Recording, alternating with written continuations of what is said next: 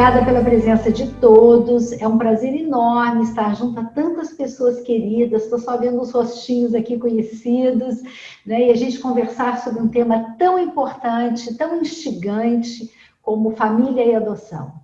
É com muito prazer que apresento os nossos convidados de hoje, que generosamente aceitaram o nosso convite para conversarmos sobre família e adoção. Solange Diuana, nossa associada querida, é psicóloga, terapeuta de casal e família, perita da Vara de Infância do Rio de Janeiro e uma dos coordenadores do grupo de apoio à adoção, Café com Adoção, além de escritora de livros sobre adoção. Quer falar mais alguma coisa sobre você, Solange, se apresentar? Não, tá ótimo, querida, obrigada. Muito obrigada pelo convite. Estou honrada de estar aqui com vocês hoje. É um prazer enorme. Sávio Bittencourt é procurador de Justiça da Infância e da Juventude, nosso segundo convidado, do Ministério Público do Estado do Rio de Janeiro, pai, escritor de artigos e livros sobre adoção, fundador do grupo de apoio à adoção Quintal da Casa de Ana, que completou 20 anos agora. Sabe sua esposa Bárbara? Sabe, você quer apresentar mais alguma coisa sobre você ou posso ir continuando? Maravilhoso, pode continuar. Tá. Sabe, sua esposa Bárbara tem 5 filhos, 2 adotivos e 3 biológicos. Para começar nossa conversa de uma forma bem pessoal e informal, gostaria de saber se você sabe, eu poderia pontuar a diferença entre ser pai biológico e pai adotivo. Como você acha que seus filhos vivem isso? Será que os irmãos biológicos podem ficar com ciúmes dos adotivos e vice-versa? A palavra está com você, Fábio. Rosane, muito obrigado pelo convite. É uma honra estar aqui na Associação de Terapia Fluminense, Terapia de Família do Estado do Rio de Janeiro. Dar um beijo muito grande na minha amiga Solange Diuana e um beijo muito grande em todos que estão nos assistindo. É um prazer conversar com vocês. Todas as impressões que eu vou passar aqui não são expressão da verdade, são apenas o depoimento de um pai adotivo. Então, dentro dessa perspectiva, né, e do tamanho do lugar que eu estou falando, eu gostaria de dizer para você o seguinte: eu tenho 5 filhos e na sua descrição você disse que 2 vieram por adoção e 3 vieram pelo mecanismo biológico. Eu quero dizer o seguinte: eu nunca fiz o DNA dos outros 3, eu acho que eu sou o pai deles. Agora também, se eu não for pai, não vai aparecer pai nenhum aqui em casa querendo pegar meus filhos, não, porque eu já paguei tudo. Eu paguei médico, paguei escola, paguei comida, agora é tudo meu. Eu quero dizer com isso que todo filho, como diz Luiz Schettini, psicólogo e filósofo pernambucano, todo filho precisa ser biológico, todo filho precisa ser adotivo. E a única forma de nós virmos ao mundo é uma forma biológica. Quem teve que cuidar da nossa confecção biológica, e todos nós esperamos que esse cuidar da nossa confecção biológica tenha sido muito divertido para quem fez, né? E alguém teve que se responsabilizar pelo nosso crescimento emocional, pela responsabilização dos nossos primeiros, médios e grandes passos na vida. Alguém teve que se importar conosco, alguém teve que nos adotar. Então, somos todos nós filhos biológicos e adotivos, todos nós. Se nós somos emocionalmente seguros, somos adultos que podemos defrontar as dificuldades da vida, porque alguém se ocupou da nossa adoção. Alguém nos teve como filho emocional, como filho do coração, alguém nos amou e dedicou o seu tempo para a nossa satisfação, para a nossa salvação, para o nosso crescimento. Então, portanto, eu quero dizer que dos 5 filhos, eu adotei os 5, inclusive os 3 biológicos, porque me ocupo e gosto de me ocupar da vida deles com toda a dificuldade que a paternidade traz. Então, assim, não há grandes diferenças para quem tem uma família como a minha entre a filiação biológica e a filiação adotiva. Em grupo de apoio à adoção é muito comum perguntar para a gente que tem filho biológico e adotivo na mesma família se o amor é o mesmo, se as coisas são a mesma, e eu posso responder com maior tranquilidade: não são as mesmas. Cada filho é um filho, com cada filho que você tenha, biológico ou adotivo, não importa, você estabelece uma relação diferente. um pacto de existência que vai se repactuando a cada dia, que vai se apresentando como uma nova realidade a cada dia. O que é constante é a vontade de amar e de se fazer amar. E portanto, os filhos não se diferenciam entre biológicos e adotivos, eles se diferenciam na sua maravilhosa identidade, na sua individualidade, incorruptível, indelegável, né? Então, cada um você estabelece uma relação diferente, uma forma de falar diferente, porque cada filho é um filho, que cada qual você estabelece o seu pacto de amor. Então, não há a diferença é a diferença do ser humano, não é a diferença da forma que a criança chegou. Porque a adoção, na verdade, ela é uma atitude que tem que existir, inclusive, com os nossos filhos biológicos. Se nós não adotamos nossos filhos biológicos, não são nossos. E se você quer saber, eu sempre me pergunto, os irmãos brigam entre si? Os irmãos, eles se dão bem? Claro que se dão bem, claro que brigam porque são irmãos. Então, eles brigam entre si porque são irmãos e eles se dão bem porque são irmãos. Às vezes brigam entre si e às vezes fazem conluios para enganar o pai e a mãe, né? E são cúmplices. Então, portanto, são irmãos como todos os irmãos são, né? Nessa vida comum da gente. Então, é isso que eu tenho para dizer para começar. Flávio, Sávio, fiquei com uma curiosidade ainda. Como vocês tiveram essa ideia de adotar? Como que aconteceu isso? Né? Vocês fundaram o Quintal de Ana? Me conta um pouco disso. Eu comecei a namorar a Bárbara na faculdade, né? Mas para o meio do final... Perdão. Do meio para o final da faculdade, a gente começou a namorar. E a gente combinou de adotar uma criança naquele romantismo de casalzinho apaixonado e achava isso lindo, mas assim, não tinha uma grande ideia do que seria. E a vida foi seguindo, casamos, tivemos um filho, e a vida foi se ajeitando, aquela coisa de arrumar emprego, de passar em concurso, enfim, das pessoas se estabelecerem, né? E aconteceu que, na segunda gravidez da Bárbara, quando ela ficou grávida pela segunda vez, a gente resolveu realizar um sonho. Mas foi algo completamente romântico, algo que não estava vinculado a uma necessidade específica, nem estava vinculado a nenhum outro motivo que não fosse aquele combinado. E aí eu comecei a procurar crianças para adotar e descobri que não existiam crianças para adotar. Isso foi em 1997. A situação era completamente diferente de hoje. Quer dizer, apesar do Estatuto da Criança e do Adolescente já estar em vigor naquela época há 7 anos, ainda não havia, digamos, uma lista uniformizada no Brasil de adoção, não existia computador, por exemplo, era uma coisa muito rara, estava começando a ser implantada nos fóruns. Então, nós não tínhamos uma internet que funcionasse, a informação era muito mascada, e acabou que eu comecei a deparar, eu já era promotor de justiça há 3 anos, não atuava especificamente na área da infância e juventude, atuava em outras áreas, e me deparei com um monstro, que eram abrigos cheios de crianças sem ninguém para adotá-los, porque aquelas crianças não estavam disponíveis para adoção. Aquilo me causou uma estranheza e um choque. E veja, eu já era promotor de justiça, talvez eu já tivesse a obrigação de saber que as coisas eram assim, mas não sabia. Então, quando eu falo hoje, às vezes, uma palavra crítica para o sistema de justiça, eu não faço isso com raiva, nem faço isso com uma acusação, digamos, agressiva, mas apenas o partilhar de uma agonia de que ainda há hoje pessoas que não despertaram para a emergência de colocação de criança em família. A criança, obviamente, preferencialmente fica na sua família de origem, mas como essa família não dá conta, outra família precisa ser chamada a adotar aquela criança, se responsabilizar por ela, porque o lugar de criança é dentro de família. Qualquer tipo de família.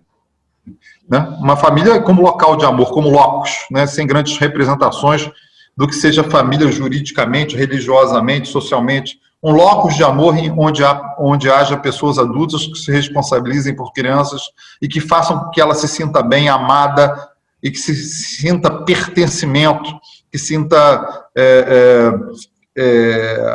especialidade, né? Ser uma pessoa especial.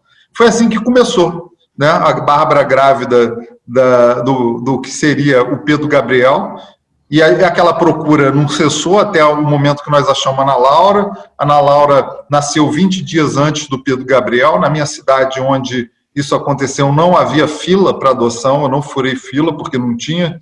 Eu pedi a guarda de uma criança que tinha sido abandonada, e essa guarda me foi dada, e eu trouxe para casa, e 20 dias depois o Pedro nasceu, eu fiquei com gêmeos brasileiros, digamos assim. Pedro tem a cara parecida com a minha, português com cara de turco.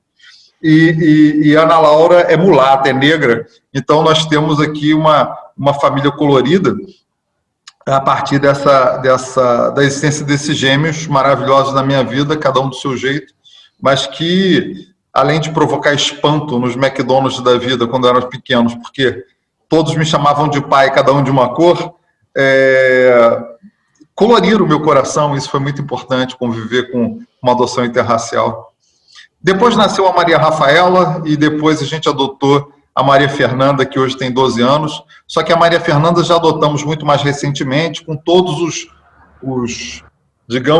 trâmites de adoção. Nos habilitamos, esperamos na fila, fomos buscados em determinado ponto para uma adoção que necessitava uma pessoa de fora daquela cidade, e nos apresentamos, e a Maria Fernanda está conosco já também. Somos 5. Somos 7, contando com o pai e mãe. Espetáculo, família grande, família linda. Eu sempre tenho notícias da sua família aqui em Niterói, é realmente linda, a gente fica sabendo, né? Uma coisa maravilhosa. Eu queria agora saber um pouquinho de Solange, que a gente combinou aqui, né, avisar um grupo, que a gente combinou de fazer um bate-papo, um bate-bola sobre adoção. Então, começamos com o Sávio falando um pouco, de uma forma bem pessoal, de como ser pai de filhos adotivos e biológicos, né? E a gente está conversando aqui, ele está contando um pouco a história dele, para quem está chegando agora, a história dele, dessa adoção, de como foi essa ideia de adotar. Muito interessante, sabe? Muito bom ouvir essa história, muito animador, né? Então, Solange, você, como tem visto e abordado essa questão? Começamos conversando, né, Solange, sobre a diferença no trato das crianças pelos pais adotivos e biológicos. Você tem alguma questão, você gostaria de falar alguma coisa sobre isso? Bom, boa noite para quem está chegando agora. Muito obrigada pelo convite. É uma honra estar aqui com vocês. Eu trabalho com adoção já há mais de 20 anos, então as leis também foram mudando, os procedimentos foram mudando, isso que o Sávio trouxe do Cadastro Nacional. Então a adoção foi tomando um outro patamar na nossa sociedade, né? E hoje eu acho que as pessoas não têm mais essa preocupação de adotar uma criança muito parecida, né? Com a mesma cor de pele, com os mesmos traços.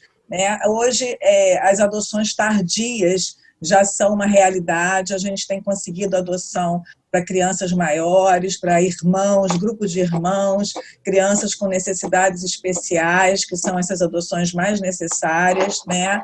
E claro que a adoção de bebês também. A história do Sávio é uma história diferente, porque não existia nessa família uma impossibilidade de gerar um filho biológico, né? Eu poderia dizer que a maioria das pessoas que busca adotar uma criança, em algum momento da vida, se deparou com a impossibilidade de gerar. E aí, como o desejo da maternidade, o desejo de ter um filho, o desejo da paternidade também era muito forte, então decidiram realizar esse sonho de ter um filho através da adoção, né? Então, a gente tem que pensar, enquanto terapeutas, né, enquanto profissionais, qual foi o desejo, qual foi a motivação, em que momento da vida, né? Porque muitas vezes as pessoas estão casadas há 10, 15, 20 anos e decidem adotar tardiamente, né? Na sua relação, no seu momento do ciclo vital, no momento mais tarde. E isso talvez geneticamente não seja possível, mas pelas vias da adoção isso é possível, né? Também temos a adoção de casais homoafetivos, tanto feminino quanto masculino, temos adoção por pessoas sozinhas que de repente se dedicaram uma vida inteira a uma profissão, a um trabalho, e depois, com a vida mais estabilizada, decidiram adotar seus filhos. Então, a adoção promove aquilo que a gente chama, né, das novas configurações familiares. Ela traz no seu cerne essa possibilidade das novas configurações familiares. Eu não sei se respondi um pouco a sua pergunta ou se fugi. Não, tá ótimo, tá ótimo. Eu estava até pensando aqui, enquanto te ouvia, né, Solange, quantas questões a gente tem relativas à adoção. Eu, durante um tempo, tive uma experiência até muito interessante lá no quintal da casa de Ana. Tivemos um grupo de famílias, um grupo multifamiliar, que trabalhávamos, eu e 2 colegas, trabalhávamos com questões cotidianas das famílias adotivas. Então, fazíamos 8 encontros e cada encontro era um tema diferente que surgia. E um dos temas que eu fiquei também curiosa, né, que nós estamos aqui falando de uma forma bem pessoal, e que surgiu nesse grupo, foi com relação à família de origem. Como os avós, tios lidam com os filhos, com os netos ou os sobrinhos que são adotados ou adotivos ou que são biológicos, como eles lidam com isso? Eu fiquei curiosa e queria perguntar a vocês dois o que vocês têm a falar sobre isso. Porque algumas famílias desse grupo se colocaram que estavam tendo algumas dificuldades com relação a isso, né? Então, eu gostaria de saber, mas já faz 8 anos, quer dizer, a gente tem que reciclar esses conceitos, então eu queria saber a opinião de vocês. Sávio, quer começar? Vou falar a experiência empírica e você fala tecnicamente. Eu não tive muito problema, não. A gente, na primeira adoção, a gente escondeu o propósito de adotar, mesmo porque é coisa de maluca, a pessoa está grávida e quer adotar outra criança, né? E quando você decide... Acontecem 2 coisas quando você decide não ter uma vida absolutamente normal. A sua vida fica muito mais divertida, porque você para de agir como se houvesse um livro da vida que te determinasse o que você tem que fazer em tal hora, o que é prudente e o que não é. Aquelas pessoas que só viajam com um pote de aspirina e com uma bolsa de água quente, porque pode acontecer alguma coisa. Isso, quando você está grávido e resolve adotar ao mesmo tempo, é fora da caixinha. E aí, como isso era muita doideira, nós não ficamos comentando. A gente começou a procurar por uma decisão do casal. Eu acho que se fosse hoje, eu falava para todo mundo e esperava as reações negativas e me divertia com elas, mas na época eu era muito mais novo, tinha menos estofo para enfrentar esse tipo de pressão. E agora, quando aconteceu aquilo da Ana Laura chegar, né, nas circunstâncias que chegou, e o Pedro Gabriel nascer 20 dias depois, nós ficava com aqueles 2 bebês, a família acabou sendo, digamos, se rendendo àquela história de amor e acabou, digamos, entrando com força na adoção, os avós, os tios. E eu faço questão de dizer uma coisa, né? Na verdade, eu acho que o propósito da vida da gente é a gente ser independente dessas aprovações dos grupos internos, porque hoje tem um termo moderno chamado lacração. A lacração acontece também, digamos, nesses espaços familiares em que as pessoas vão assim criando uma regra e poderes internos para interferir na vida de quem é autônomo, de quem se sustenta, de quem é adulto. E eu estava disposto a pagar o preço de algum enfrentamento. Eu estava disposto a pagar esse preço. Mas e outra coisa, eu e a Bárbara sempre tivemos uma postura tão, digamos, radical, de ir na raiz das coisas, na raiz do amor que nós sentimos pela Ana Laura, de uma forma tão profunda. E veja, quando nós adotamos, nós não tínhamos quintal da casa de Ana. O quintal da casa de Ana foi um fenômeno que aconteceu 2 ou 3 anos depois, a partir da adoção da Ana Laura. Mas naquele momento da adoção, nos primeiros anos da adoção, nós não tínhamos isso, nós não tínhamos orientação. Mas a gente era tão radical no sentido de dizer, bom, essa é a nossa filha, nós fizemos essa opção e vamos ter essa família que pode não ser típica nesse momento, mas é que nós queremos ter e nós vamos nos fazer amar por essa criatura aqui e ela vai ser completamente integrada à nossa felicidade. É isso que nós estamos dispostos a fazer. E eu acho que quando a disposição do casal ou a disposição da pessoa ela é muito determinante, você acaba não dando margem para ter diversação, para dúvidas dos outros que estão por fora. Agora, quando a pessoa é hesitante, ela tem dúvida a respeito do passo que ela quer dar, ela deixa muito espaço para esse blá blá blá de que a adoção é difícil, que a adoção é isso, que a adoção traz criança ingrata, que filho adotivo mata pai, como, sei lá, a Susana Richthofen fosse filha adotiva.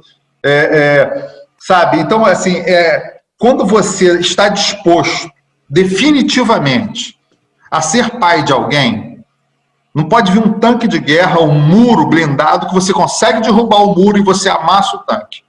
Então, essa é a disposição de quem quer adotar. Quem quer adotar só tem uma solução, que é fazer dar certo. E quando a pessoa realmente está imbuída desse espírito, o resto vira, como dizia o Carlos Drummond de Andrade, você fica com liberdade para dar banana para a periferia. É isso? Deve ser. Não, é isso. Então é verdade. Muito, muito empolgante ouvir você falando, você muito determinado, sempre muito positivo.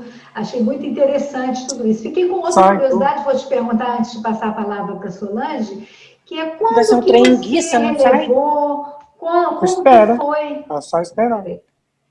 Ronaldo, por favor, desliga seu microfone. Sim. Perdão.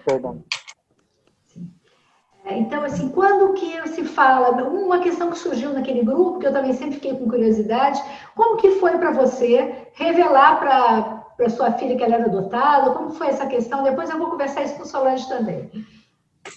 Olha, gente, eu estou aqui entre terapeutas de várias formações, então eu sou o empírico, tá? Eu tenho liberdade para botar fogo no parquinho. Eu quero dizer o seguinte, só há um momento para dizer a verdade na vida da gente, é agora. Não é daqui a uma semana, não é daqui a um mês, não é daqui a 18 anos. A verdade é agora, a verdade não pode esperar. Então, você tem muitas formas de dizer a verdade. Você tem formas lúdicas de dizer a verdade para a criança, você tem formas bonitas e pensadas e, digamos, devidamente orientadas para falar para pessoas, crianças um pouco mais velhas. Mas a única verdade que salva é a verdade que é dita agora. Então, a revelação, ela não é um momento solene em que você pega a criança com 10 anos ou pega a criança com 5 anos, ou a idade aleatória. Qual a idade boa para saber a verdade? Todas as idades. Saber a verdade, o pai adotivo não pode construir, aliás, nenhum pai, nenhuma mãe pode construir uma família com segredos familiares que são deletérios. Vocês sabem isso melhor do que eu. Então, como que você vai falar a verdade? O tempo inteiro, contando história lúdica, história de princesa que tinha um reino. A Bárbara contou uma história para a Ana Laura lá de um reino que o rei e a rainha queriam uma criança, que é uma menina, que não tinha uma princesa, que foi pegar não sei aonde, até que um dia ela perguntou, essa princesa sou eu. Né? A verdade é o tempo inteiro, é vestir a camisa escrita adoção, como foi inventada no quintal da casa de Ana. Essa camisa escrita adoção lá estava, na época, Solange, aquelas camisas temáticas, trabalho, prosperidade, todo mundo andava com a camisa como nome. Né? E nós inventamos, a Bárbara inventou uma camisa escrita adoção. E essa camisa ficou famosa no Brasil inteiro, todo mundo copia. E isso é ótimo, porque a família adotiva precisa ter visibilidade, ela precisa se assumir adotiva. A verdade da adoção não se conta para a criança, ela se conta para a sociedade, para a criança, para o vizinho flamenguista, para todo mundo. Todo mundo tem que saber e todo mundo tem que ver que você vibra com aquilo.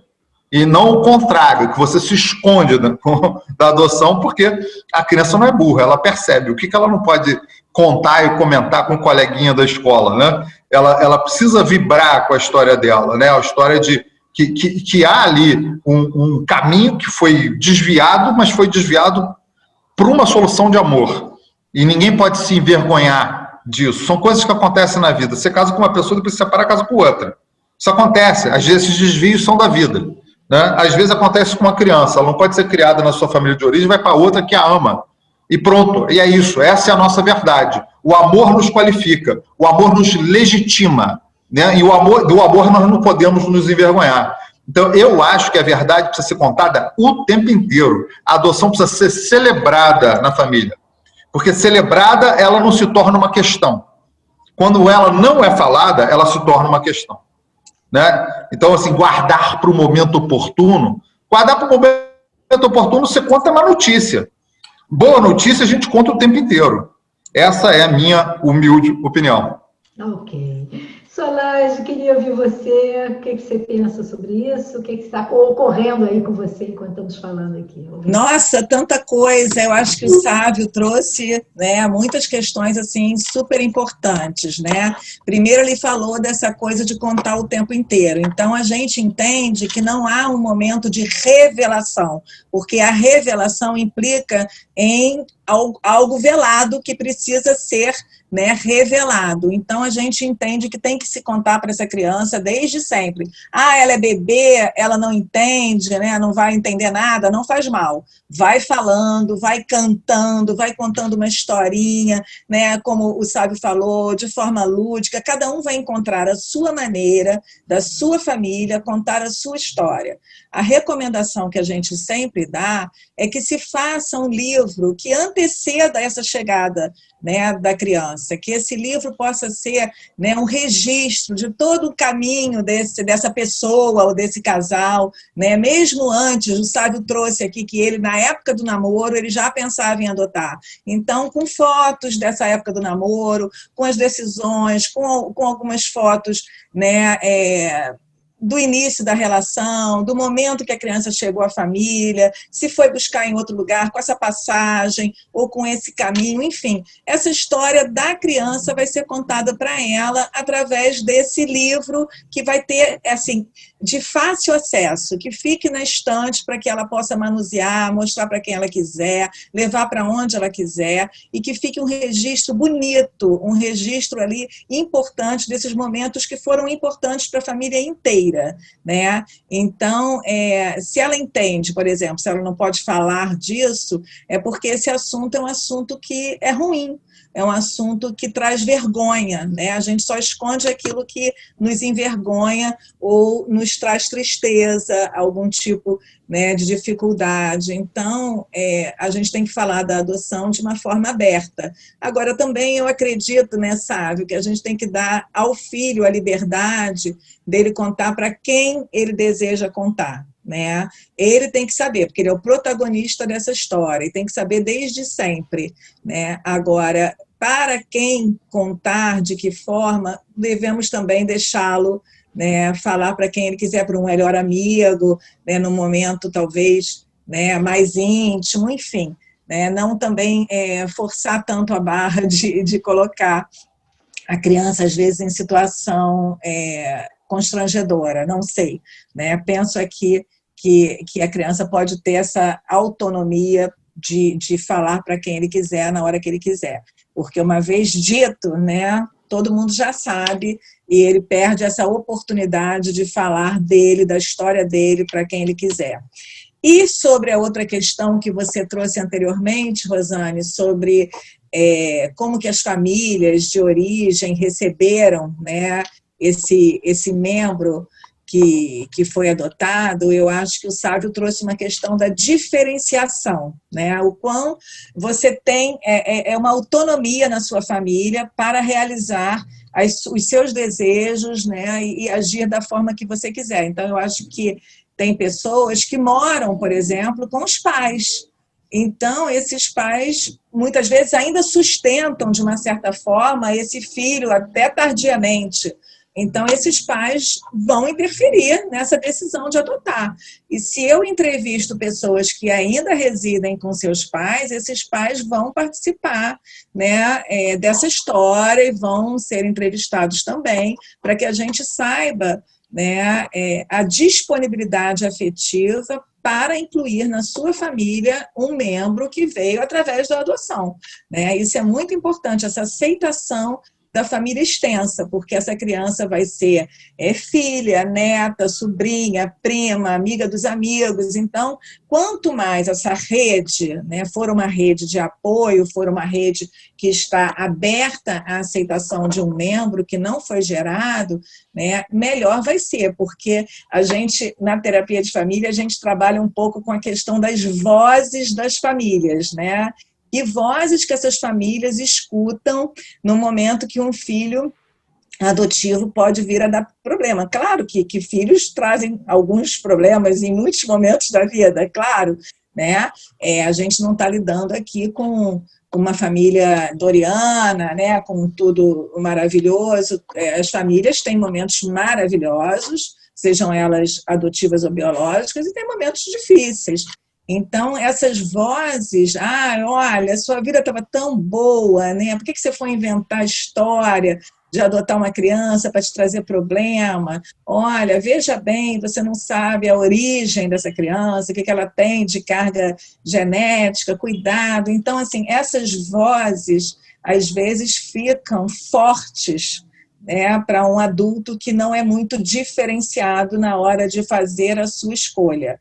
Agora, se a pessoa já tem uma vida completamente autônoma, independente financeiramente, já mora, né, num outro espaço, e que essas vozes não interfiram tanto, talvez lidem, como o Sábio falou, com a sua escolha, independente, né, do que a família biológica deles, né, de origem, entendam, né? Então, a gente acredita que a adoção se dá em 3 gerações. Por isso é importante que a gente faça o genograma dessa família para entender como que essa criança foi inserida e que lugar que ela ocupa, né? Porque é muito importante que ela ocupe um lugar de valor na família. Solange, falando então de genograma, estou vendo uma pergunta que tivemos aqui no nosso chat, que era uma pergunta que eu também iria colocar para vocês, é quando a criança quer saber da sua família biológica, ou como os pais podem se sentir, essa questão da biologia versus afetividade, quem é a verdadeira mãe, isso ainda existe alguma coisa nesse sentido? Eu queria então que vocês dois comentassem sobre isso. Como é que vocês lidam com isso, que histórias vocês têm para contar? Bom, nesses anos de grupo de apoio à adoção, eu vivi essas 2 questões, né? A questão da mãe verdadeira, do pai verdadeiro, e a questão do interesse de conhecer a família biológica, ou ter interesse na própria história. Eu acho naturalíssimo que as pessoas tenham interesse na nossa história. Tem a pergunta fundamental de saber o que aconteceu, por que aconteceu, de nascer numa família para em outra, né? E essa é uma curiosidade absolutamente aceitável, normal e bem-vinda. As pessoas que não têm essa curiosidade, talvez seja exceção, não sei dizer, né? Na minha casa, uma das filhas, Ana Laura, nunca demonstrou interesse em fazer nenhum encontro, inclusive foi abordada no Facebook, provavelmente por um irmão biológico, né? Houve uma ou outra tentativa de contato, mas ela nunca se interessou em seguir nesse contato. Ela tem 23 anos hoje, ela decide o que ela faz, ela é uma adulta, está fazendo faculdade de jornalismo em Portugal. Então, assim, nós estamos tratando de uma pessoa adulta.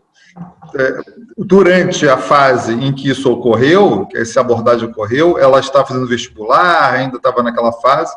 Eu sentei com ela, peguei toda a cópia do processo dela, falei, filha, a gente sempre conversou abertamente, mas tudo que estão te dizendo como aconteceu está aqui nesse processo, dizendo como é que foram as coisas. Hoje você tem idade para acessar todas as informações, por mais duras que elas possam parecer,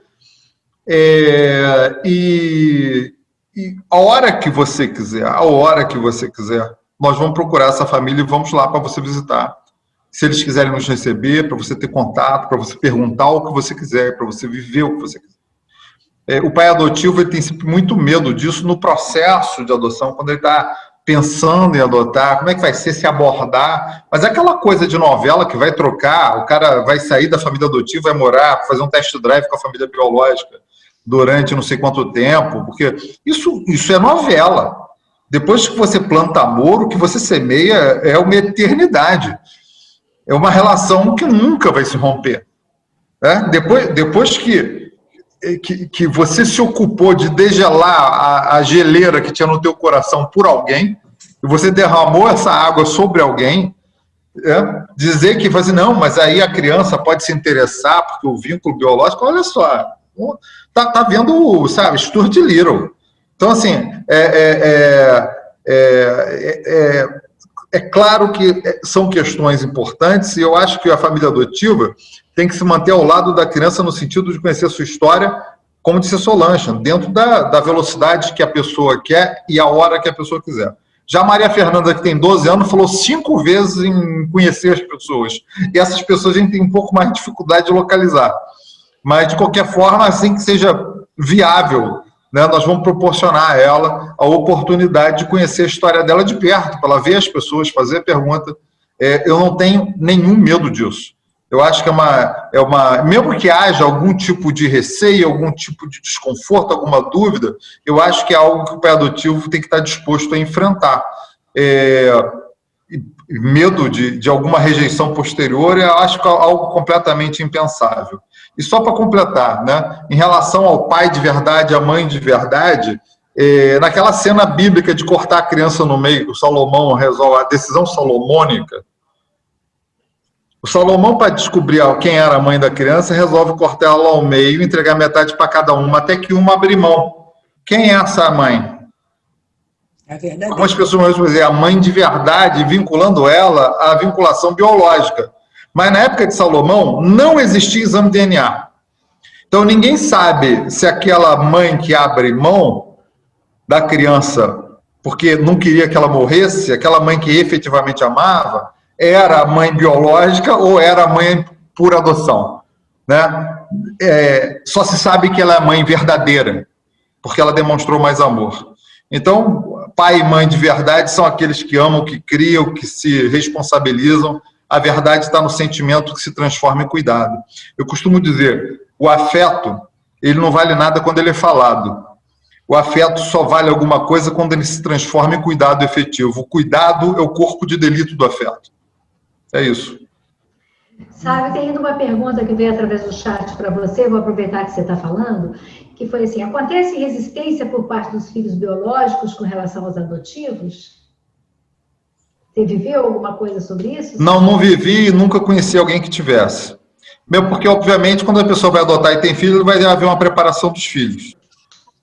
Né? Então, tem que ser um projeto familiar. Na minha última adoção, os meus filhos já tinham uma determinada idade, a mais nova tinha 9 anos, então os outros já estavam entrando na adolescência, já tinham entrado na adolescência e obviamente, eles foram, inclusive, ouvidos na nossa habilitação pela equipe do juízo. Mas, obviamente, nós fomos falar com eles, nós estamos interessados em fazer uma outra adoção, vocês querem, queremos, e como vai ser e tal, e tudo funciona normalmente. Então, assim, é claro, mas assim, eles brigam, mas eles adoram, todos se adoram mutuamente, e esse problema de resistência de filho biológico para filho adotivo, eu não tive experiência de ouvir em grupo de apoio à adoção. Ok, obrigada. Outra questão que eu acho importante a gente começar a abordar são os preconceitos e os tabus sobre a adoção. Então, eu pensei em algumas coisas como a criança tem que ser perfeita, qualquer problema que ela tenha é porque é culpa da família adotiva, é porque ela é adotiva, ela foi adotada. Eu acho que a gente precisava conversar um pouquinho sobre esses preconceitos na família, na escola, na sociedade de uma forma geral. Eu gostaria de ouvir Solange. Rosane, eu acho que ser pai, ser mãe não é uma tarefa fácil e não é para qualquer um, né? Exige muita disponibilidade afetiva, muito tempo, muita energia e muitas vezes aquele nosso narcisismo, né? Aquela coisa de que meu filho é o mais perfeito, é o mais bonito, é o mais inteligente, é o melhor, é aquele que tem mais amigos, é o super social. Isso muitas vezes cai, né, por terra, porque o biológico não é o filho perfeito e o adotivo também não é o filho perfeito. Enfim, ninguém é perfeito. Então, se a gente imagina que vai adotar uma criança para que seja assim, né, o legitimador da nossa potência e da nossa capacidade de maternar, de criar um ser mais do que perfeito, vai fracassar nesse projeto. Projeto de seres humanos, de encontros e de construções. Então, é aquela coisa que você falou também do medo.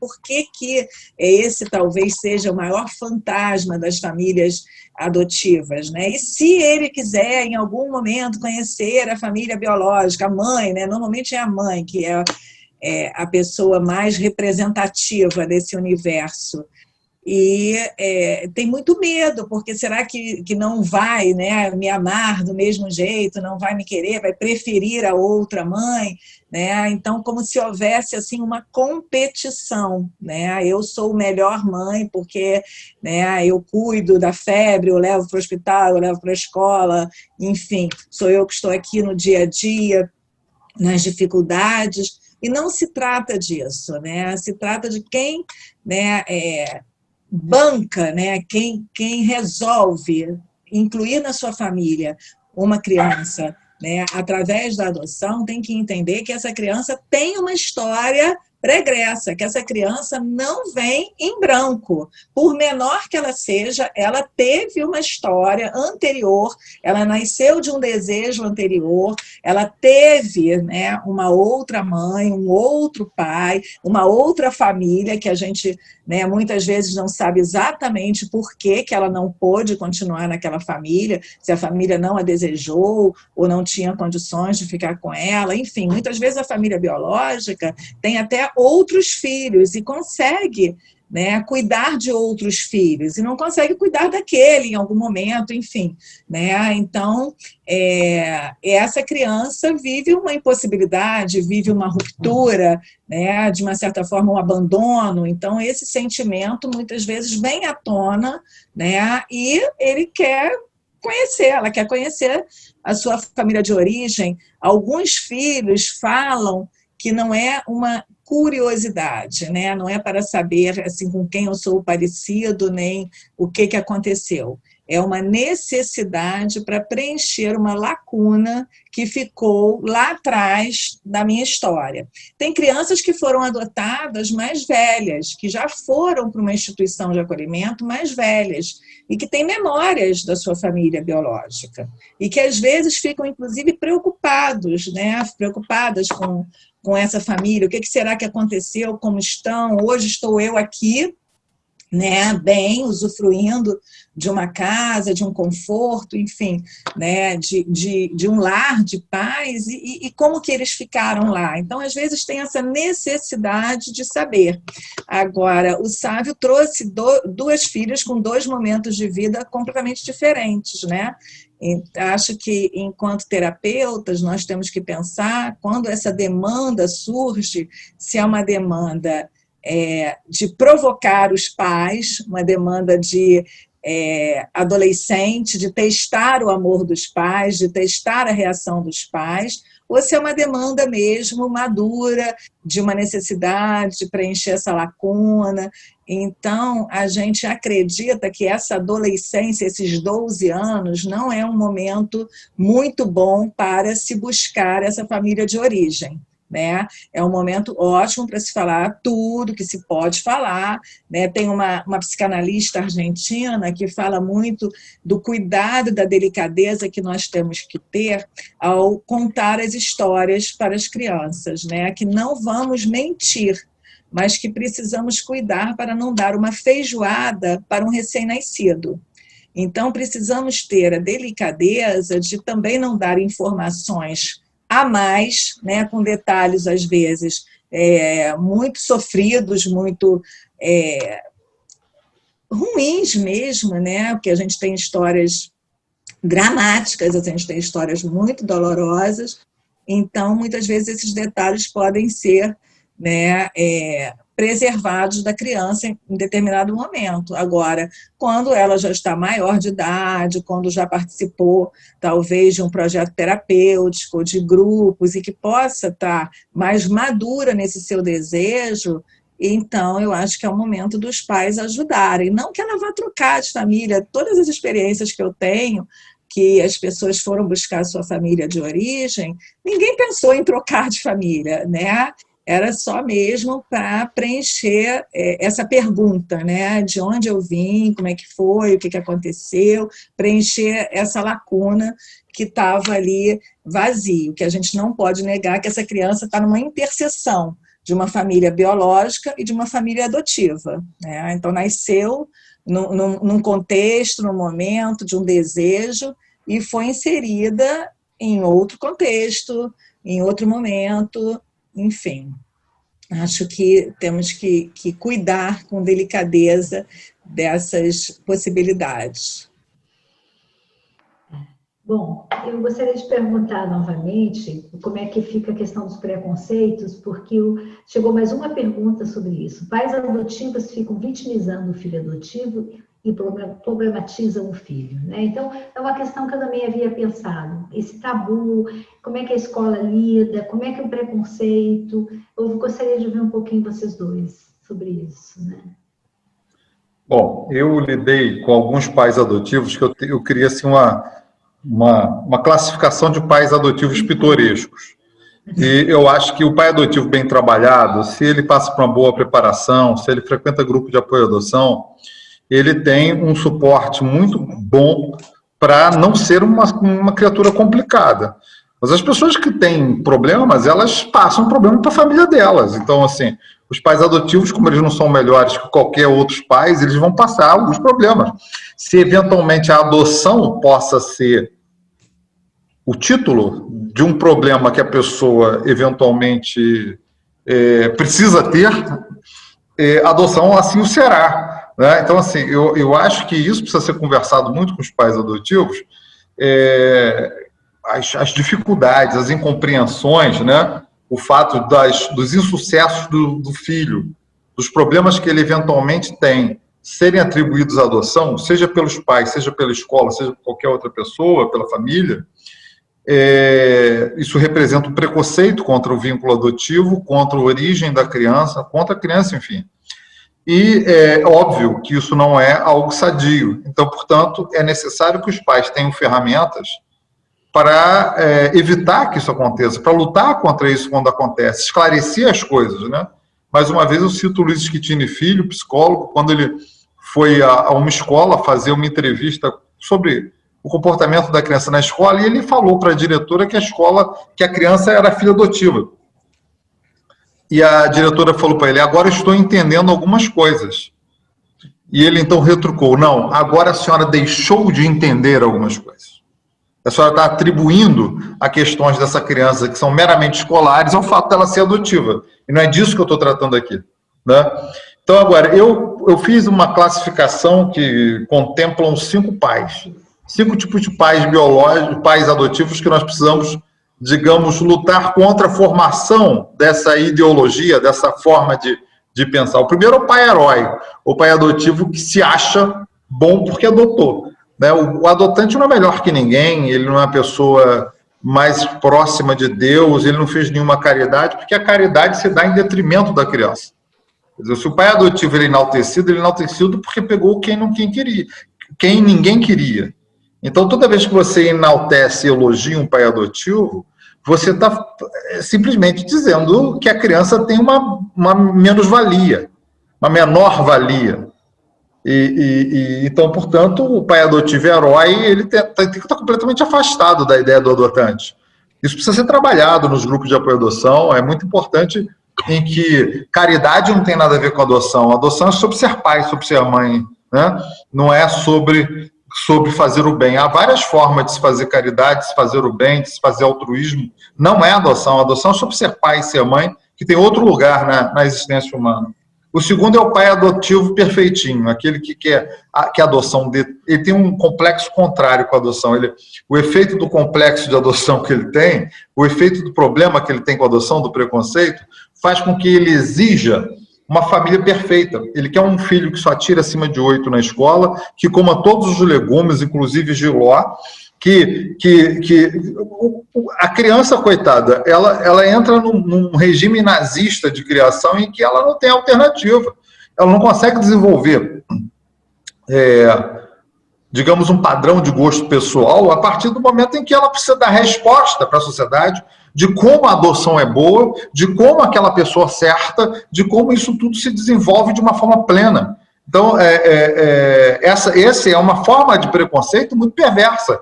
Porque não parece um preconceito, parece apenas um pai esmerado, mas é um preconceito, é um pai que não dá margem para a humanização do filho, no sentido de nós termos falhos, de nós termos problemas, de nós, eventualmente, não gostarmos de matemática. Para esse pai, se a criança tirar 4 em matemática, é ponto de auditoria em casa. Né? Então, em vez de contratar um professor de matemática, né, ele problematiza. Então, quer dizer, é algo que precisa ser. O terceiro modelo de pai pitoresco é o pai banana. Isso tudo que eu estou falando para pai serve para mãe também, tá? É pai banana. O pai banana é aquele que, em função da história de vida da criança, em função do vínculo adotivo, ele tem pena. E o fato dele ter pena também é preconceituoso. Né? Todo mundo tem história triste para contar. Nós somos ali parte de uma solução que precisa ser construída. Né? Se a gente trata a criança com essa pena, a gente deixa de tomar atitude de pai. Pai tem que dar limite, pai tem que dar esporro. Né? O papel do pai não é o amiguinho do filho que tolera tudo. Ele tem que tem hora para dormir, tem hora para tomar banho, tem hora de fazer o dever, tem que estudar. Então, assim, essa é o outro lado da moeda do pai perfeitinho, é o pai que deixa a criança fazer tudo o que quer. E a criança fica absolutamente insuportável e se culpa a adoção. Mas isso não é o fato da adoção. Qualquer filho em que o pai não toma atitude de pai ou de mãe, né, em que não há nenhum tipo de limite, essa criança terá problemas. Né? E não, sendo filho biológico, sendo filho adotivo, porque, essencialmente, as crianças precisam de limite, o ser humano precisa de limite, e a imposição de limite é uma forma de carinho, uma forma de amor. Né? Há muitas formas de colocar limites, é uma forma de repactuar os limites que são colocados. O terceiro é o pai semibiológico. É o pai que fala que é adotivo para a criança, mas a adoção não é assunto em casa. Também não é assunto na escola. Não precisa contar para ninguém. Né? E aí o que acontece? É o tipo de silêncio que causa para a criança a impressão que aquele vínculo é um vínculo menor do que a filiação biológica. Perde em qualidade, é menos legítimo. Por isso ninguém fala. Então, eu quase que simulo uma filiação biológica para todo mundo, não trato da adoção como a adoção e acabo criando grilo a partir do momento em que o filho percebe que ser adotivo é pior do que ser biológico. Né? E o quinto, que é o pior dos mundos, é o pai que é adotivo e tem preconceito com as outras pessoas. Tem preconceito com casal homoafetivo, tem preconceito com negro, tem preconceito de outras formas, né? Quer dizer, eu acho que a adoção também é uma forma de você se curar de eventuais problemas de interpretação do mundo. É uma forma de você aceitar mais as coisas como elas são. Aceitar as pessoas, as famílias diferentes, as famílias coloridas, as famílias homoafetivas, como espaços de amor de grande legitimidade, tanto quanto a tua. Eu acho que essas cinco figuras encaixam na pergunta que me foi feita. Solange, gostaria de te ouvir sobre a questão dos preconceitos.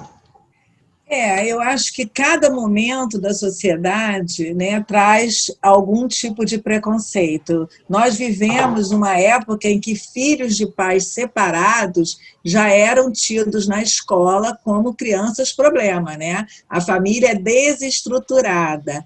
Filhos de mães solteiras também eram crianças que, via de regra, vinham a dar algum tipo de problema porque não tinham um pai, a figura paterna. Então, eu acho, na minha opinião, né, nesse tempo de trabalho, que a adoção já vem ultrapassando esse momento desse preconceito de a adoção pela adoção. Talvez a gente viva outros preconceitos, assim, dessa família branca que adotou uma criança negra, ou da família negra que adotou uma criança branca, né? Há um olhar, né? Quando chega uma família colorida, como o Sávio usou essa palavra, né? Em algum espaço de uma festa, de algum espaço de um restaurante, há um olhar de estranhamento para essa família, né? Mas é pai, não é pai, quem é filho, como é que é isso, né? Então, acho que o preconceito passa um pouco mais por essas questões. Eu acho que pela adoção, acredito que a gente, através das mídias, né, através dos grupos de apoio à adoção, do trabalho que vem sendo realizado pelos grupos de apoio à adoção, essa questão do filho adotivo já pelo menos assim, o que eu sinto, né? Não sei se todo mundo sente da mesma forma, já está muito melhor, tanto é que hoje, né, a gente fala mais abertamente sobre isso, porque há 30 anos atrás a adoção era vivida realmente no segredo, né? Todo mundo sabia dessa história, mas a criança não sabia, e ela não podia saber. Eu lembro de uma vizinha que tinha um neto que tem, né, deve ter, não sei, eu não moro mais lá, mas ela falava por cima dele, assim, ele foi adotado, ele é adotado. Então, assim, a criança está ali sentindo tudo, percebendo tudo, estão falando dele, mas ele não sabia, né? Quer dizer, não sabia entre aspas. Então, acho que o trabalho dos grupos de adoção foi, assim, fundamental para que a adoção fosse falada, divulgada, e já temos agora um projeto de grupo de filhos adotivos. Tem um filho adotivo do Rio Grande do Sul, que colheu histórias de filhos adotivos e acabou de publicar um livro, Vida de Adotivo. Ana Amélia e eu estamos escrevendo agora o nosso 3º livro, Histórias de Adoção, Os Filhos, onde a gente também entrevista filhos maiores de idade, que contam as suas histórias, que abertamente falam disso tranquilamente com os nomes. A gente dá a possibilidade deles colocarem pseudônimos, né, para que essa história não seja reconhecida, não, pode colocar o meu nome, eu quero, não tem problema, enfim, essa história já é mais aberta e mais falada e aceita, né, na sociedade, e a gente está vendo aí grandes exemplos de adoções bem-sucedidas. É claro que algum caso ou outro vai escapar, né, como tudo, não existe regra sem exceção, né? Estou achando muito interessante, chegou uma nova pergunta aqui para a gente, e eu acho que tem a ver com aquela pergunta provocativa que a gente colocou no nosso chat, né? Toda família adotiva precisa de terapia? Aí chegou uma pergunta: qual a importância da terapia para a família antes da adoção? Solange, você falou bastante dos grupos de adoção, eu acho que sabe, tem uma história muito bonita para contar também, do Quintal de Ana, né? Que tem grupos antes da adoção, grupos durante, grupos depois. Eu gostaria de ouvir um pouco sobre isso e qual a importância, fora do preconceito de que precisa de terapia. Eu acho que em certos momentos terapia é bom para todo mundo, né? Mas, de alguma forma, conversar um pouco sobre na adoção, como fica isso, que questões, né, podem ser abordadas. Bom, eu não sou terapeuta, mas eu quero dizer o seguinte: você dizer que pelas pessoas serem adotivas todas precisam de terapia é um preconceito contra a adoção. As pessoas precisam... Na vida da gente, as crianças estudaram num colégio chamado Meninar, lá em Niterói, em que desde pequenininhos, na sala de aula lá do maternal, a frase, o lema era o seguinte: vale pedir ajuda. Então, quando a criança tinha dificuldade de fazer uma tarefa, vale pedir ajuda era uma frase padrão do colégio. Eu sempre gostei muito disso. E eu acho que na vida vale pedir ajuda, né? Nós podemos pedir ajuda aos universitários, como lá no programa do Silvio Santos. Nós podemos pedir ajuda aos terapeutas, aos profissionais. Nós podemos pedir ajuda a quem a gente quiser, a quem a gente precisar. Agora, dizer que toda pessoa adotiva vai precisar, porque senão é óbvio que é um preconceito contra a adoção, né? Porque toda família homoafetiva precisa de terapia. Se eu falar isso, é chocante. É homofobia. Agora, para a adoção, esse tipo de pergunta cabe. Então, quer dizer, eu acho que a importância das pessoas se sentirem livres para pedir ajuda, que é o fundamental. Eu acho que isso leva as pessoas para a adoção de uma forma mais segura, mais afetiva, mais amena. E os grupos de apoio à adoção, eles têm sido essa preparação e essa ajuda, porque como ela não é uma filiação peculiar, no sentido, ela é uma filiação peculiar, ela não é uma filiação, digamos, que as pessoas eventualmente já têm muitos modelos da vida preparados, quer dizer, como se a filiação biológica todas as pessoas fossem preparadas para ser pai. E nós sabemos que não são. Nós sabemos que os pais biológicos que eventualmente não têm capacidade de amar, não formaram empatia com os outros, com uma série de processos anteriores. Não queremos condená-los, nem dizer que são isso, que são aquilo. Não estou fazendo juízo de valor, estou fazendo uma constatação concreta, que é uma realidade que vocês conhecem, né? Os grupos de apoio à adoção têm alertado para os tópicos recorrentes nas famílias adotivas. É um grupo de autoajuda mútua, em que as pessoas têm isso. Obviamente, os grupos também têm psicólogos. Os grupos têm lá as pessoas que se voluntariam para, inclusive nos casos que seja necessário, sugerir algum tratamento, sugerir alguma terapia. Mas, e eu acho que terapia é tudo de bom, no sentido de que as pessoas têm acesso a profissionais que são gabaritados para fazer enxergar caminhos que não são claros dentro daquela confusão que a pessoa está vivendo, né? Dentro do espectro emocional daquela pessoa, é alguém que abre uma porta ou duas, né? Que joga luz no problema e que ela mesma acha suas portas e suas saídas. Acho sensacional. Então, quer dizer, não há nenhum preconceito nem contra a adoção, nem contra a terapia. É tudo ótimo. Agora, precisa de terapia quem precisa de terapia e, eventualmente, não precisa de terapia quem não está precisando de terapia. E isso não se vincula nem à biologia, nem à adoção. É a minha opinião. Uhum. Eu vi aqui a pergunta e eu entendi que a pergunta foi feita em relação a um período anterior, né, à adoção, e como se fosse assim, uma preparação.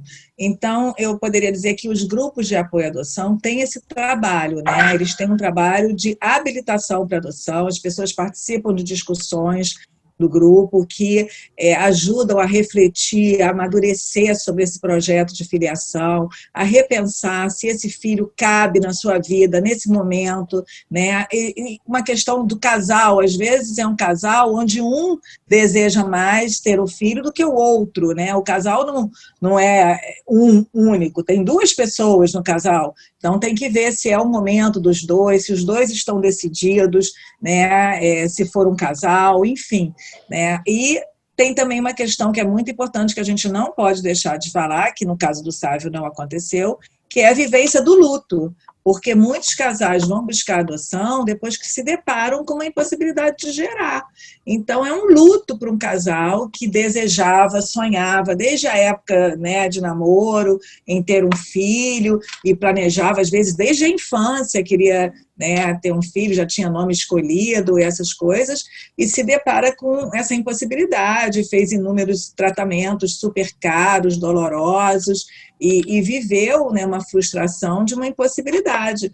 Então, eu acredito, sim, que para essas pessoas a terapia vai, né, beneficiar e vai ajudar mais até do que o grupo de apoio, porque o grupo tem um papel, né, de ajudar a refletir, a amadurecer a ideia, de apresentar as diferenças, né, de uma filiação adotiva para uma filiação biológica, de ajudar a refletir se seu filho fizer isso, se fizer aquilo, enfim. A gente promove uma troca de experiências, né, e de vivências com dinâmicas, com textos, com depoimentos. Então, a gente tenta trazer uma realidade, né, porque muitas vezes as pessoas entram para a adoção num romantismo, né? Se eu der todo amor, carinho, um quarto lindo, né, uma educação maravilhosa, uma escola, tá tudo certo. Não é por aí. Né? Tem que colocar essa criança no lugar de filho, com todas as implicações, com todas as peculiaridades que esse filho vai trazer. Né? Então, o grupo de apoio, eu acho que é um espaço muito potente de troca, de amadurecimento, mas em alguns casos acho que a terapia pode vir sim a ajudar, porque muitas vezes tem muitos medos, muitas angústias, né, muitos receios que não são colocados no grupo e as pessoas se protegem de alguma forma. Então, por que não? Né? Eu acho, como Sávio, não é uma coisa obrigatória. Para você adotar, você tem que ser uma pessoa que fez terapia. Não é nesse modelo da obrigatoriedade. Mas, em alguns casos, eu acho que a terapia vai contribuir para um autoconhecimento e uma decisão, né? Se é isso que eu quero para a minha vida nesse momento. Então, pode ajudar.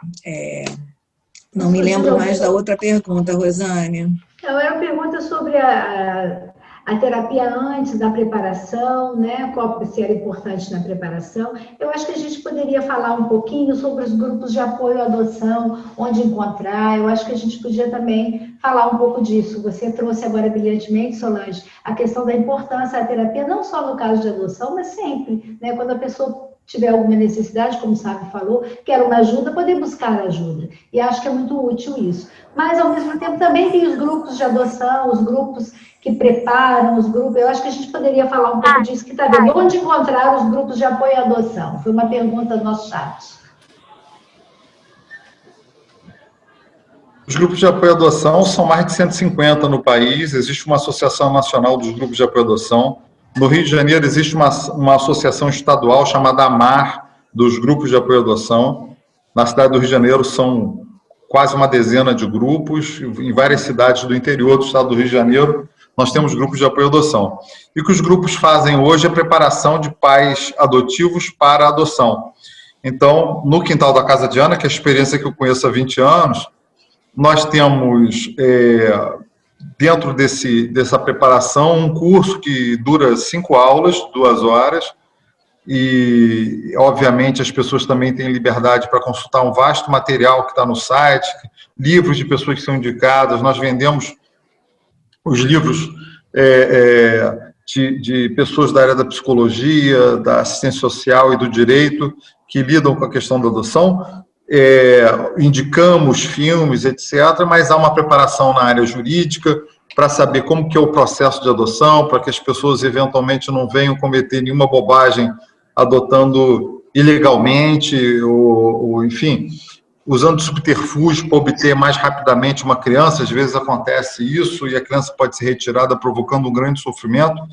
Também tem palestra de psicólogos que fazem trabalhos sobre idealização da criança. É importante essa visão do filho idealizado, do luto, como a Solange falou, das pessoas que vieram de tratamentos, às vezes, longos, dolorosos, esquisitos, para a reprodução biológica, e precisam, digamos, deixar de ter aquela tentação de apenas reproduzir o que a biologia negou, pegando a criança mais nova e mais parecida com ela possível. Eu tinha um amigo meu que chegou no grupo de apoio à adoção e falou assim: eu quero pegar bem pequenininho porque eu quero ensinar tudo que eu sei. Eu falei: você pode adotar um cara de 90 anos, porque você não vai levar mais de 15 minutos para ensinar tudo que você sabe para ele, né?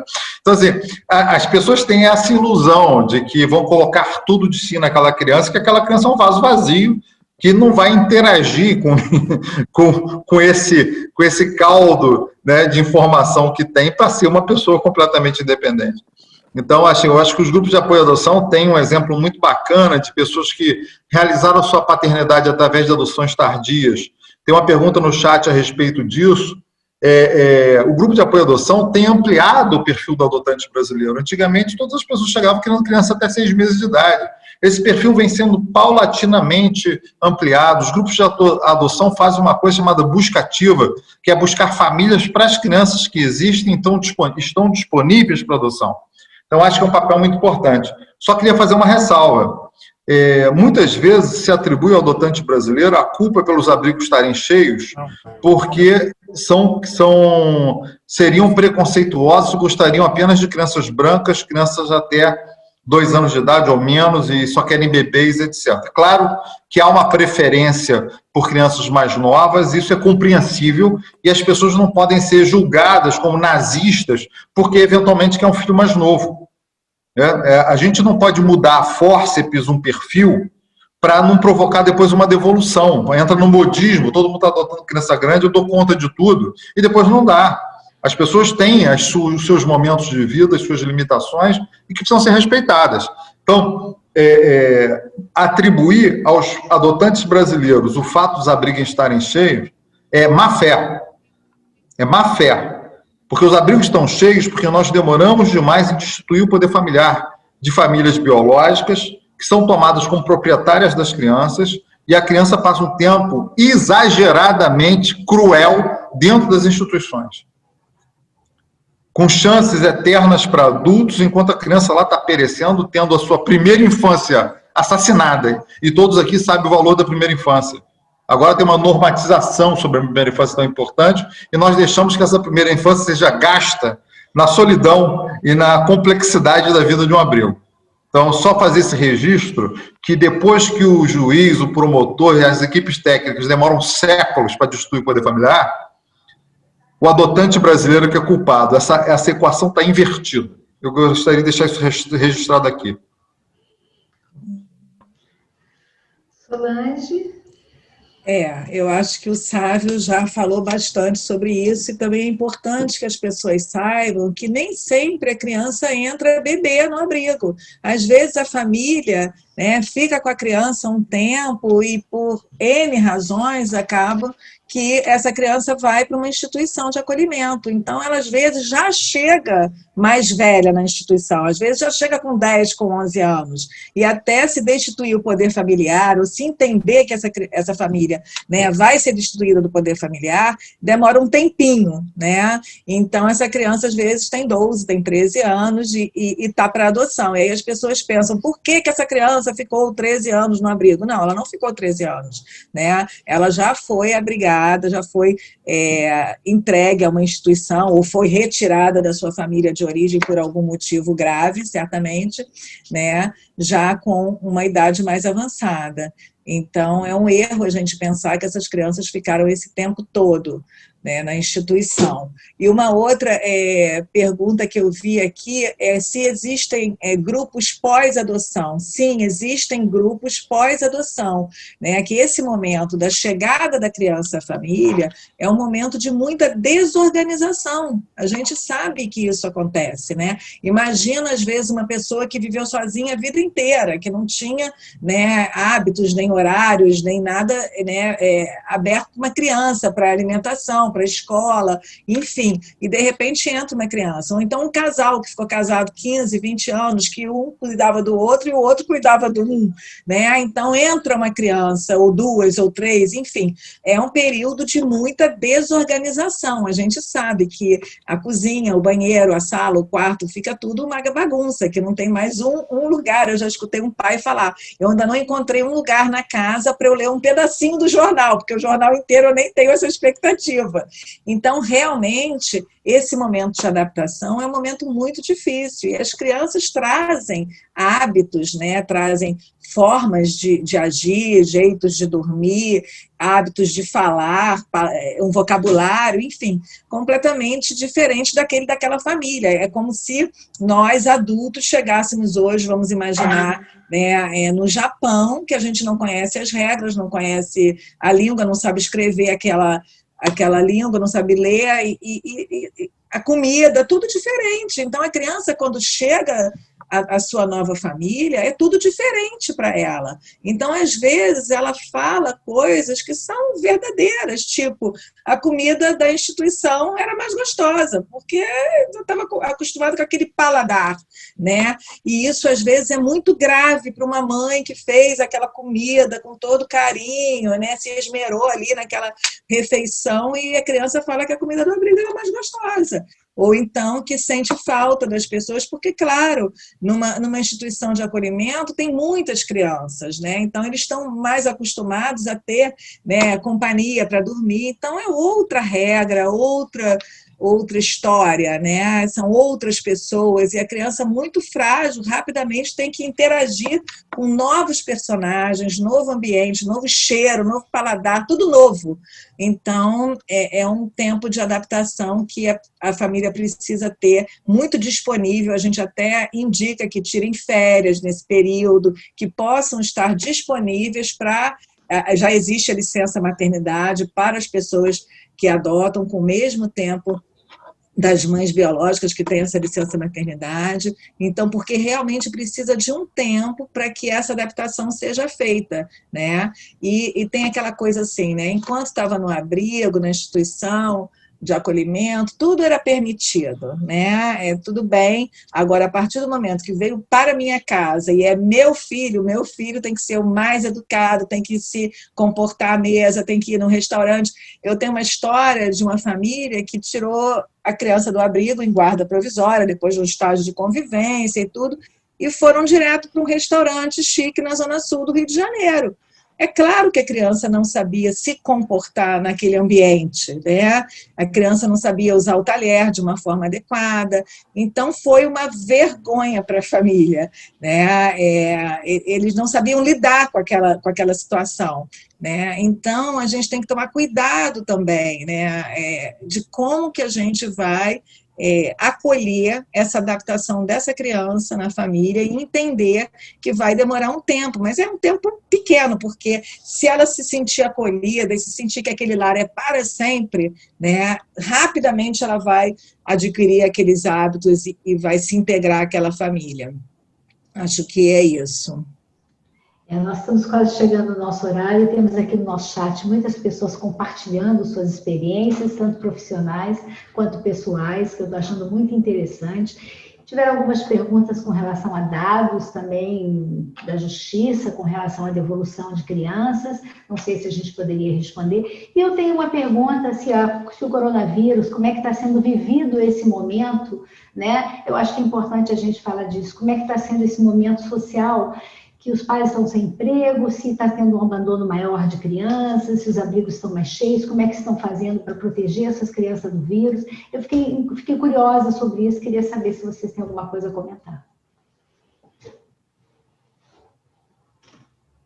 Bom, sobre os dados que foram perguntados, eu quero dizer que vai haver um evento do MCA, que é o Módulo Criança e Adolescente, que está disponível na página do Ministério Público, na sexta-feira, deixa eu consultar minha agenda de papel, 14 horas, na sexta-feira, evento do MCA, obviamente online, você pode acessar pelo...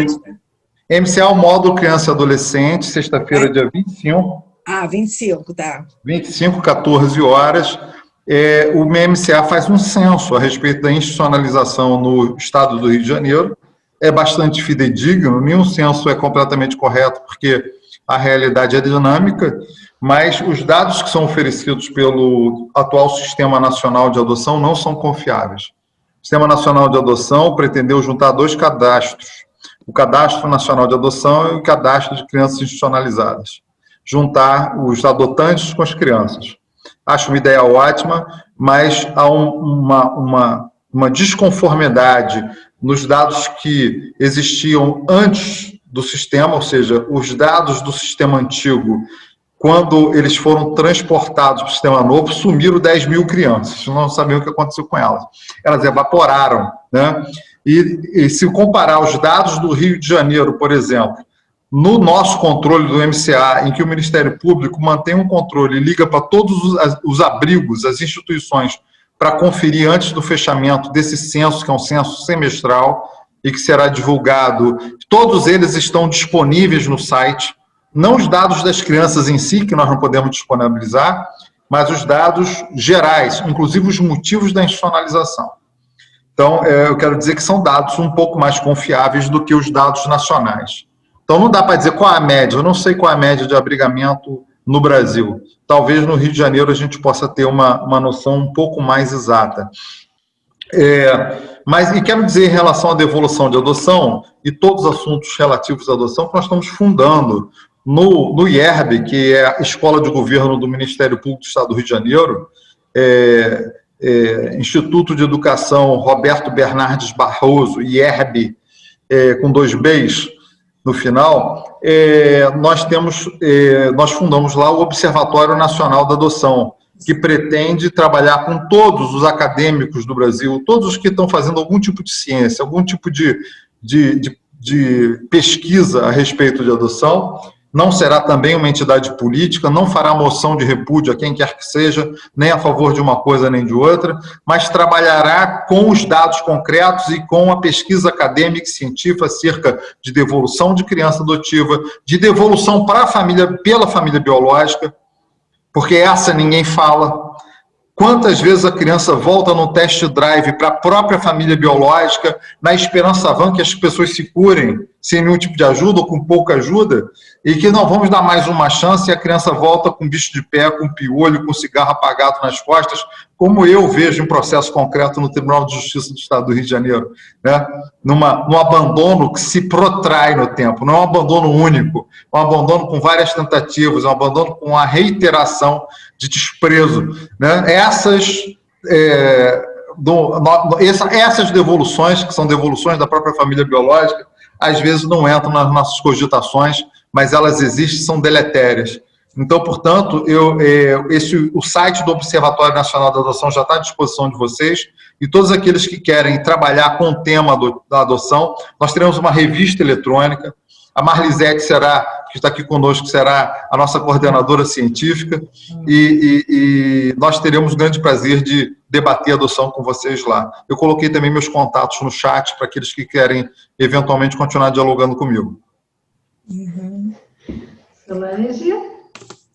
Eu acho que o Sávio trouxe assim, questões importantíssimas, mas eu queria só falar, para além disso, que as mães biológicas, muitas vezes, elas não sabem que elas podem entregar os seus filhos voluntariamente à justiça. Elas não podem abandonar, não podem maltratar, né? Mas elas podem, se não puderem, continuar com seus filhos, elas podem voluntariamente ir ao Conselho Tutelar, à Vara da Infância, buscar ajuda para entregar o seu filho, mesmo se ela estiver ainda gestante. Né? Se ela estiver gestante, ela vai ter todo um atendimento, um acompanhamento, para ver se ela vai manter esse desejo de entregar o seu filho.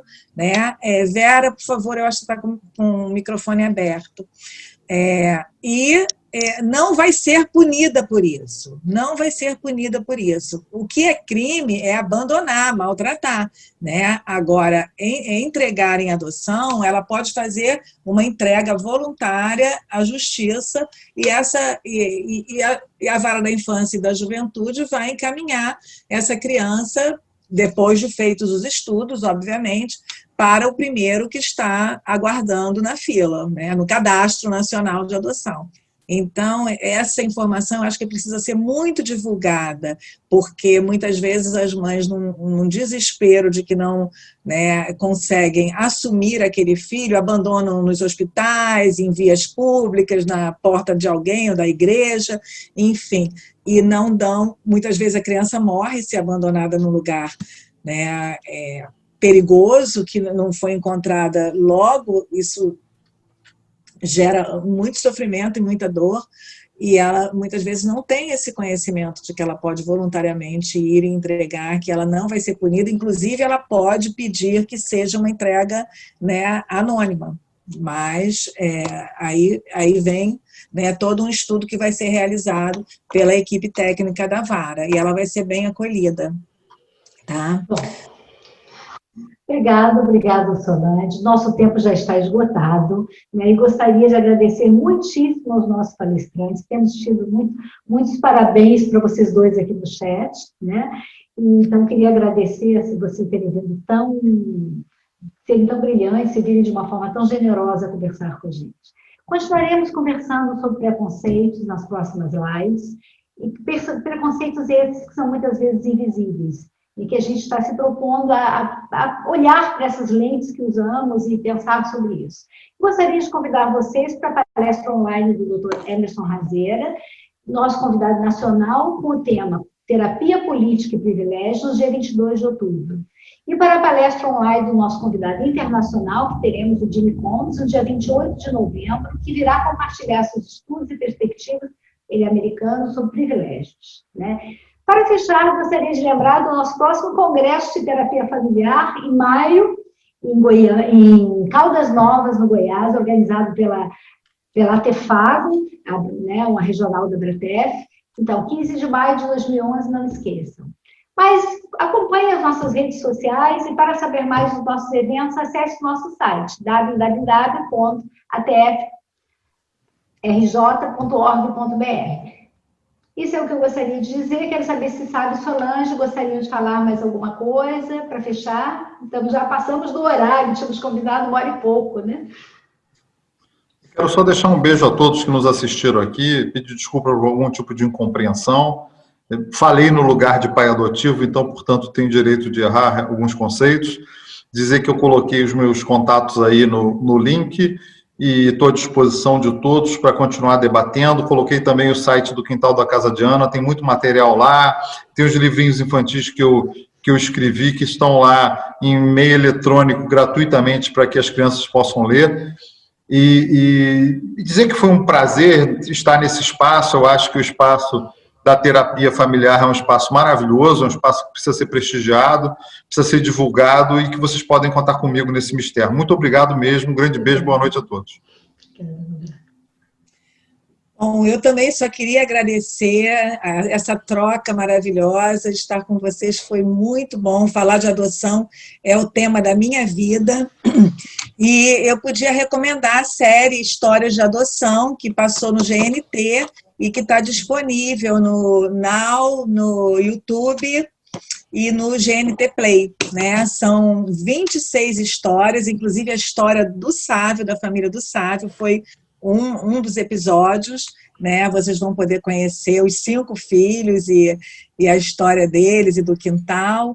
Enfim, e são histórias de pessoas que frequentavam e ainda frequentam os grupos, né? Nós trabalhamos com a TV Zero, que é do Roberto Berlini, que é marido da Ana Amélia, que escreveu os livros comigo, e a série foi inspirada nos livros Histórias de Adoção às Mães e Histórias de Adoção os Pais. Então, acho que ficou bem bacana, né? E vocês vão gostar. Cada episódio é uma família diferente, é uma história diferente, tem adoção tardia, tem adoção de grupo de irmãos, de crianças com necessidades especiais, enfim, de 2 mães, de 2 pais. E aí eu acho que vai dar assim, um panorama da adoção, já tem um tempinho, né? Foi de 2017, mas vai dar um panorama da adoção naquela época. Recomendo. Tá? E muito obrigada a todos. Foi maravilhoso estar aqui e trocar com vocês. Gente, uma alegria, obrigada a todos. Não podemos responder todas as perguntas do chat, mas eu acho que englobamos bastante delas. Obrigada. E contamos com vocês nos próximos eventos. Obrigada aos palestrantes também. Uma boa noite. Obrigada. Obrigada. Obrigada. Tchau, tchau.